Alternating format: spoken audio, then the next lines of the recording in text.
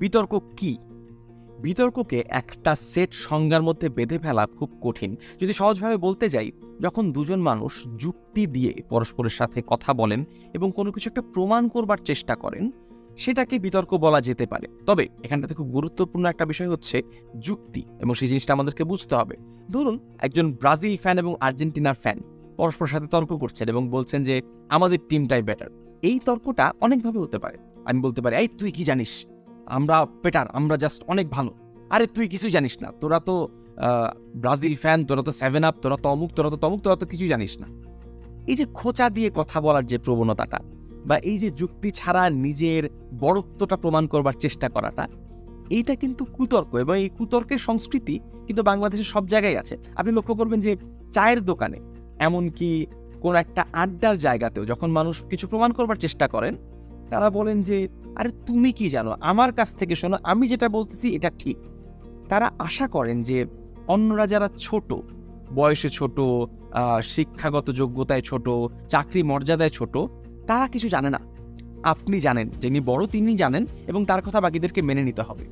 এই যে মেনে নিতে হবে, এটাই কিন্তু এক ধরনের কুতর্ক, কারণ আমার কথা কোনো প্রমাণ ছাড়াই আমি মানুষের উপরে চাপিয়ে দেওয়ার চেষ্টা করছি। বিতর্ক হচ্ছে যখন আপনি আপনার কথার পিছনে যুক্তি দেন। যুক্তির কোয়ালিটি ভালো হতে পারে, খারাপ হতে পারে, তবে প্রথম যে জিনিসটা আমাদেরকে শিখতে হবে তা হচ্ছে আপনি প্রাতিষ্ঠানিক বিতর্ক করেন আর না করেন, আপনি প্রাত্যহিক জীবনে যেই কথাগুলো বলেন, যে বিষয়গুলো প্রমাণ করবার চেষ্টা করেন, সেগুলো যাতে যুক্তি দিয়ে প্রমাণ করবার চেষ্টা করেন। ব্রাজিল বেস্ট টিম আপনি দাবি করছেন, যুক্তিটা কি? ব্রাজিলের রিসেন্ট ফর্ম কি? তাদের রিসেন্ট পারফরমেন্স কি? তারা কোন কোন দলকে হারিয়েছে? তারা কোন কোন চ্যাম্পিয়নশিপ জিতেছে? এই জিনিসগুলোকে আপনি কিন্তু যুক্তি আকারে উপস্থাপন করতে পারেন। শুধুমাত্র আমি ব্রাজিল করি দেখে ব্রাজিল চ্যাম্পিয়ন, ব্রাজিল সব থেকে ভালো দল, ব্যাপারটা কিন্তু তা না। তাই দুজন মানুষ কিংবা তার থেকে বেশি মানুষ যখন যুক্তি সহকারে নিজেদের কথা প্রমাণ করবার চেষ্টা করে, তাকে বিতর্ক বলে। এই তো বিতর্কের বেসিক সংজ্ঞান গেল, কিন্তু প্রাতিষ্ঠানিক বিতর্ক বা কম্পিটিটিভ ডিবেটিং এর আলাদা একটা সেট আপ আছে। সেখানটাতে 2টো কিংবা 4টা দল থাকে, সেই দলের মধ্যে বিতর্কের একটা ফরম্যাট থাকে, এবং সেই ফরম্যাটের মধ্যে এসে তারা নির্দিষ্ট সময়ের মধ্যে থেকে একটি প্রস্তাবনা বিষয়ে আলোচনা করেন, একটি পক্ষ প্রস্তাবনাকে সমর্থন করেন, আরেকটি পক্ষ প্রস্তাবনার বিরোধিতা করেন, এবং শেষ পর্যন্ত তারা একটা ফলাফলে তো পৌঁছায়নি অবশ্যই, কোনো একটি দল জিতে যায়, কোনো একটি দল হেরে যায়, কিন্তু মোস্ট ইম্পর্টেন্টলি খুব যুক্তিসঙ্গত একটা আলোচনা তারা সৃষ্টি করেন, যেটা দেখতে যেমন ভালো লাগে সেটা দেখে শেখাও যায়। এই পুরো ব্যাপারটাই হচ্ছে প্রাতিষ্ঠানিক বিতর্ক। এখন প্রশ্ন হচ্ছে, বিতর্ক কেন করব বা বিতর্ক কেন শিখব? আমি অন্যদের কথা বলতে পারবো না, আমার ব্যক্তিগত অভিজ্ঞতা থেকে বলতে পারি, আমি যে বিতর্কে অনেক জিতেছি তা না, কিন্তু আমি বিতর্ক থেকে জীবনে অনেক কিছু জিতেছি।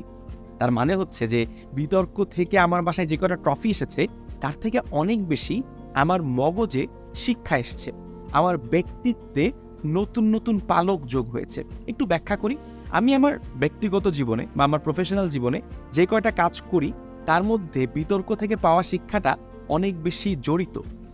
প্রথম যে উদাহরণটা দিতে চাই তা হচ্ছে, এই যে আমি অনলাইনে পড়াই বা আমি অনলাইনে ভিডিও তৈরি করি, সেখানটাতে ক্যামেরার দিকে তাকিয়ে অনেকক্ষণ কথা বলবার যে কনফিডেন্সটা, কিংবা যেই কথাটাই বলতে চাই সেই কথাটাকে সাজিয়ে বলা, যুক্তি সহকারে বলা, এই বলার জন্য যে কাঠামোটা প্রয়োজন, যে কনফিডেন্সটা প্রয়োজন, কণ্ঠস্বরের যে ব্যবহারটা প্রয়োজন, এইটা আমার বিতর্ক থেকে শেখা। এবং এটা কিন্তু আস্তে আস্তে প্রফেশনাল লাইফ থেকে ব্যক্তিগত লাইফেও ঢুকে যায়। শুধুমাত্র ক্যামেরার সামনে না, আমি ক্যামেরার পিছনে যখন আমার মার সাথে, আমার স্ত্রীর সাথে যখন কোনো কথা বলি, তখন সেই কথাতেও যুক্তি থাকে, তার বাচনভঙ্গিও আগের থেকে বেটার হয়। আরে তুমি কি জানো, তুমি ছোট মানুষ, তুমি মেয়ে মানুষ, তুমি বুঝবা না, এই ধরনের অযৌক্তিক ভ্রান্ত কথা থেকে আমি কিন্তু একটা সময় সরে এসেছি। কারণ আমি বুঝতে শিখেছি যে আমি ছেলে হই, বড় হই, বুড়ো হই, শিশু হই, যেই হই না কেন, আমার কথাকে প্রমাণ করতে হলে যুক্তি দিতে হবে। তা আমার ব্যক্তিত্বের এই জায়গাটা বিতর্ক থেকে এসেছে। এখন প্রশ্ন হচ্ছে, বিতর্ক থেকে আপনি কি পেতে পারেন? আমি না হয় ভিডিও বানাচ্ছি, কমেডিয়ান হয়েছি, আপনি এগুলো হতে চান না, আপনি টিচার হতে চান না, তাহলে আপনার বিতর্ক শিখে কি লাভ?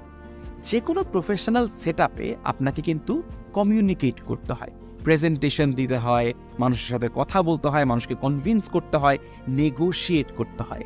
জীবনের প্রতিটি ধাপে অন্যের সাথে আমাদেরকে দ্বিমত পোষণ করতে হয়। বিতর্কের সব থেকে সুন্দর জায়গা হচ্ছে প্রতিপক্ষকে ঘৃণা না করে তার প্রতি আক্রোশ না দেখিয়ে কেবলমাত্র আপনার যুক্তি দ্বারা প্রতিপক্ষকে কনভিন্স করতে পারা, কিংবা একজন নিউট্রাল অডিয়েন্স যদি বসা থাকে, আপনি কি মঞ্চে দাঁড়িয়ে আছেন, আপনার সামনে একটা নিউট্রাল অডিয়েন্স আছে, আপনি চান তাদেরকে আপনার কথায় কনভিন্স করতে, বিতর্ক আপনাকে সেটা শেখাবে। একটা ভালো বিতর্কের স্পিচ, আমি যতদিন মনে করি যে আমি ভালো স্পিচ কবে দিয়েছিলাম, ভালো স্পিচ সেগুলো ছিল যেগুলো শুধুমাত্র বিতর্কে জিতিয়েছিল তা না, বিতর্ক যারা শুনছিলেন তাদের মনোরঞ্জন করেছিল, তাদেরকে কনভিন্স করতে পেরেছিল। তাই আপনি একজন ভালো বিতর্কিক তখনই হবেন যখন কেবলমাত্র আপনি ট্রফি জিতবেন তা না, বরং আপনি আপনার কথা দ্বারা আপনার সামনের মানুষকে, আপনার বসকে, আপনার সহকর্মীকে প্রভাবিত করতে পারবেন, ইনফ্লুয়েন্স করতে পারবেন। আমরা কন্টেন্ট ক্রিয়েটারদেরকে ইনফ্লুয়েন্সার বলি। আমার মনে হয় যারা ভালো বিতার্কিক তাদের থেকে বেটার ইনফ্লুয়েন্সার আর কেউ হতে পারে না।